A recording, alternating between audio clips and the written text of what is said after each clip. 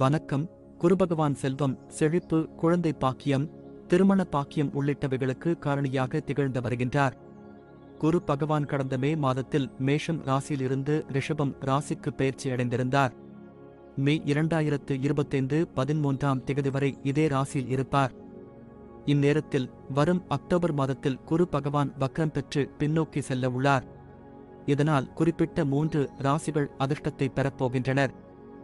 ரிஷபம், பணவரவு அதிகரிக்கும். திருமணம் உள்ளிட்ட சுபகாரியங்கள் உறுதி ஆகும். நிதிநிலை முன்பை விட மேம்படும். செலவுகளும் அதிகரிக்கலாம் என்பதால் அதற்கு ஏற்ப திட்டமிட்டு செலவு செய்வது நல்லது. புதிய வேலைகளை தொடங்குவது நன்மைகளை தரும். இனிமையான திருமண வாழ்க்கை அமையும்.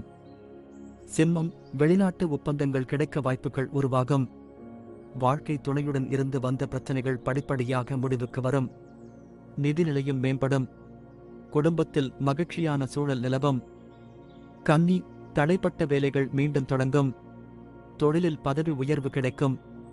வேலையில் பல முக்கியமான பணிகளை செய்ய நேரிடலாம். சுபிட்சம் வந்து சேரும். பணி நிமித்தமாக வெளியூர் பயணம் செல்லும் வாய்ப்பு உள்ளது. பிள்ளைகள் தரப்பிலிருந்தும் நல்ல செய்திகள் வந்து சேரும்.